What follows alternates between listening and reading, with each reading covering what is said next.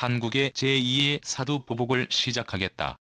한국을 향해 폭탄 발표를 한 중국 한국부동산은 더 이상 투자 가치가 없다며 대놓고 깎아내리기를 하는가 하면 BTS를 포함한 한국 유명 연예인 웨이보 팬클럽 계정을 정지시켰을 뿐만 아니라 중국 내 여론을 조작해 사실 중국 정부의 무리한 요구 때문에 중국을 떠나는 한국 기업을 마치 악마라도 되는 듯 포장해 중국인들의 모든 증오가 한국 기업으로 향하도록 했습니다.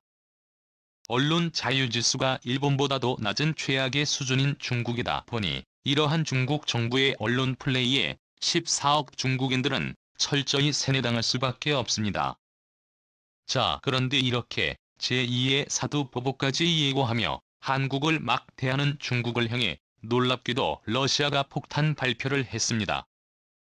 만주 지역이 중국으로부터 분리독립을 하게 될 경우 한국과 러시아가 공평하게 나누어 가져야 한다며 한국과 러시아가 각각 얼마만큼의 땅을 차지할지는 역사에 근거한 철저한 조사를 바탕으로 해야 한다고 전했습니다. 이를 위해 러시아는 지난 수년 동안 진행해온 한국-러시아 발해세 공동연구를 더욱 더 적극적으로 진행하려 하는 것으로 알려졌습니다. 이전에 한국이 단독으로 만주 지역의 발해 유적을 발굴하러 갔을 때 중국은 의도적으로 조사를 방해하고 한국이 협조를 요청해도 매우 소극적인 대응을 보인 것으로 전해졌는데요. 이제는 러시아와 공동으로 대대적인 규모로 사업을 진행하는 만큼 더 이상 중국의 회방도 놓지 못하게 됐습니다. 한국과 러시아는 때려야 뗄 수 없는 지구상에서 가장 가까운 동맹국가로 알려졌지만 사실 그렇지 않았습니다. 최근 워싱턴 포스트도 충격적인 보도를 냈는데요. 워싱턴 포스트는 많은 이들이 중국과 러시아 지도자들의 미사 요구를 그대로 받아들이고 있지만 이건 그리 간단한 문제가 아니다라며 두 나라가 과연 친구일지 의심스럽다고 보도했습니다. 워싱턴 포스트는 러시아는 여전히 영토 문제에 있어서 중국을 껄끄럽게 생각한다고 짚었습니다. 두 나라가 이웃에 있기 때문에 필리핀, 인도, 부탄처럼 국경 갈등이 언제든 일어날 수 있다는 설명입니다. 실제로 1969년에는 국경전쟁이 벌어지기도 했는데 핵전쟁으로까지 이어질 수 있는 위기였습니다. 러시아인들 중에는 중국이 11호를 탐낸다라고 생각하는 이들이 여전히 많습니다. 특히 인구가 적은 극동 지역에선 중국인들의 이민과 영향력을 두려워하고 있습니다. 중국에서 종러시아 동부 지역 일부는 중국 땅이란 주장이 나오는 탓도 크게 작용하고 있습니다. 러시아가 가장 큰 긴장감을 느끼고 있는 곳은 바로 중앙아시아입니다. 워싱턴 포스트는 지정학적으로 볼 때 그간 러시아의 뒷마당이나 다름없었던 중앙아시아에 중국의 입김이 세지고 있다는 점이 러시아를 매우 자극하고 있다고 분석하고 있습니다.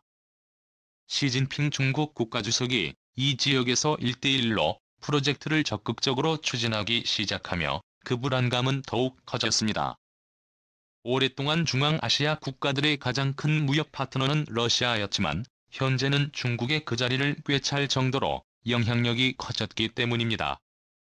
군사적 협력도 끈끈해지고 있어 러시아 입장에선 더욱 위협적으로 느껴질 수밖에 없습니다. 이렇게 러시아의 땅까지 뺏으려는 중국을 두고 러시아가 제대로 반격을 나선 것인데요.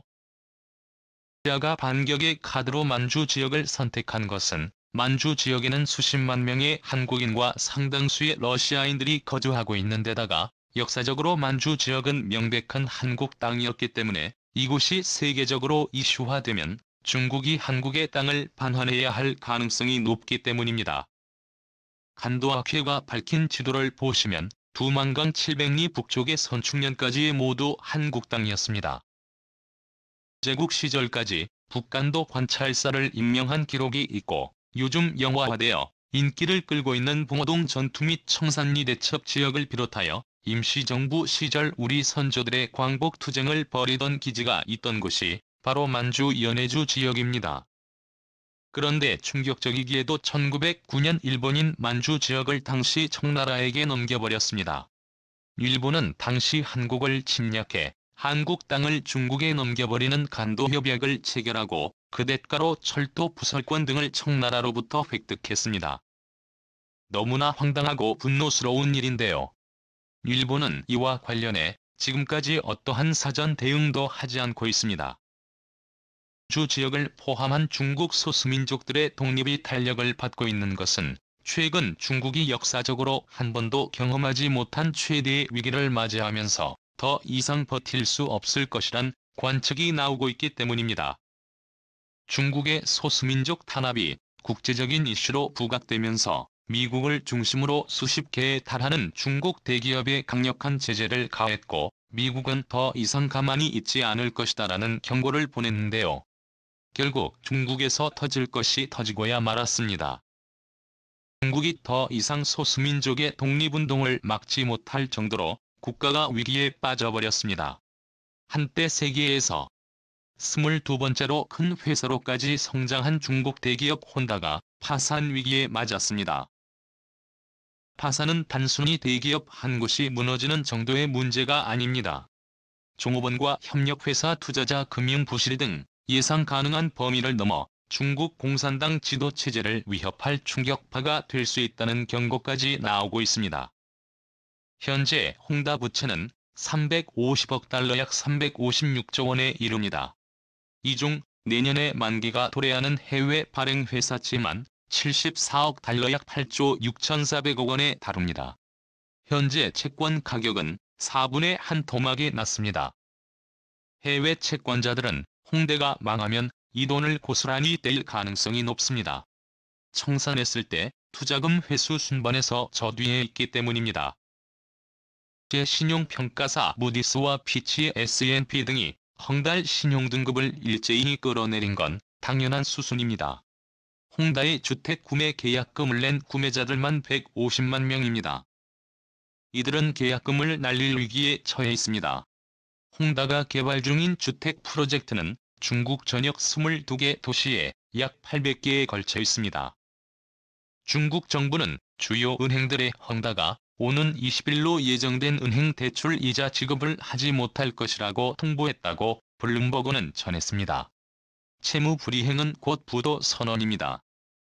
즉 이번 홍대그룹의 파산은 중국 대기업들의 연쇄 파산을 야기할 수 있고 뿐만 아니라 홍다그룹의 주택구매 계약금을 건 중국인 수백만 명의 계약금마저 모조리 날릴 위기에 처한 상황이기 때문에 상황은 상상을 초월할 정도로 심각합니다.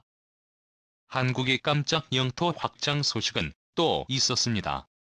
이번에는 태평양 한가운데 있는 섬에 한국 땅이 될 수 있다는 소식인데요. 바로 티니안 섬입니다. 티니안 섬은 북마리아나 제도의 작은 섬으로 현재는 미국령인 곳이죠.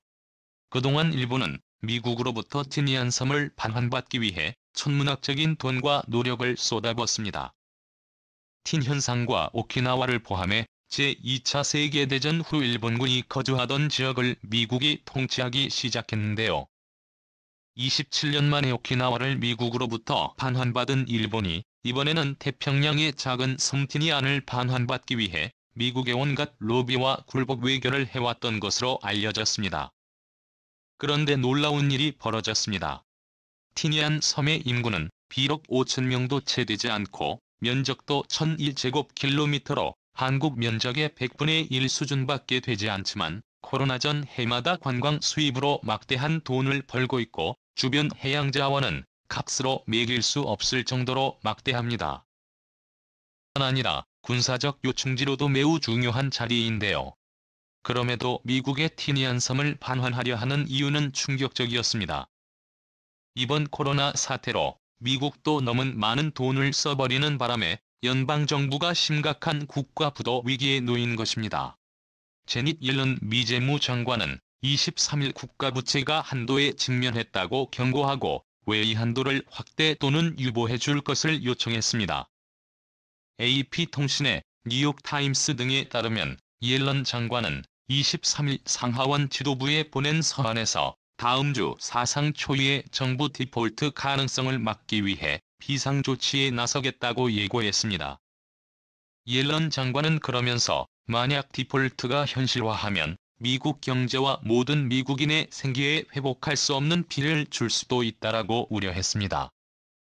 티니안 섬을 포함한 북마리아나 제도 주변에 투입되는 군사 비용이 부담되는 데다가 결국에는 반환해야 할 섬이다 보니 사상 초유의 국가부도 사태를 맞이할 수도 있는 미국이 과감한 결단을 내리려 하고 있습니다. 그런데 티니안 섬에선 놀라운 일이 벌어졌습니다. 티니안 섬 주민들 대부분이 반일을 외치며 절대 일본에 넘어가지 않겠다고 외치고 있습니다. 티니안 주민들이 이러한 행동을 보이는 이유에는 놀라운 사실이 숨겨져 있었는데요. 티니안 섬은 사실 제2차 세계대전이 끝날 무렵인 1940년대에 많은 한국인이 끌려와 강제 노역과 전투병으로 착취당했던 곳이었습니다. 일본은 이곳을 전략적 요충지로 병력을 주둔시키고 활주로를 건설하면서 미국과의 전쟁에 대비하였습니다. 하지만 1944년 7월 미군에 의해 점령됐고 당시 일본군은 섬에서 후퇴하며 많은 한국인의 목숨을 빼앗았고 2,500여 명의 한국인들만 겨우 목숨을 구할 수 있었습니다. 한국으로 돌아오지 못한 이들은 티니안에서 밭을 일구고 한인회를 결성해 지역 공동체를 만들었는데요. 더 놀라운 사실은이고 티니안 섬에서 돈을 번 한국인들은 한국의 독립 자금을 위해 자신들이 번 돈을 한국으로 보냈다는 것입니다. 자신들도 낯선 땅에서 적응하기 어려웠을 텐데 일본이 한국을 침략해 온갖 악행을 일삼고 있다는 소식을 듣고는 자신들의 전 재산을 독립 자금에 보탠 것이죠. 해방 이후에도 이들은 줄곧 티니안 섬에서 거주하면서 원주민인 참호로족과 결혼해 섬에 정착했는데 현재 티니안 섬의 무려 45%가 한국계인 것으로 알려졌습니다. 네, 티니안 섬 주민들은 자연스럽게 일본을 혐오하는 대신 한국은 맹국으로 여기며 한국에만 특별 대우를 해주고 있는데요. 지난 3월 말 전 세계적으로 코로나19가 최고조에 달했을 당시에도 세계에서 가장 먼저 한국인의 입국을 허용한 데 이어서 티니안의 중심지의 산호세 마을에는 평화기원한국 위령비까지 있습니다. 이 때문에 전문가들은 미국이 일본의 티니안 섬을 반환하는 대신 한국에 매각할 가능성을 점치고 있습니다. 한 천문학적인 돈을 쏟아 부어 미국에 로비를 한 일본의 노력이 물거품이 될 예정입니다. 오늘도 감사합니다. 최고로 멋진 하루를 보내시길 바랄게요.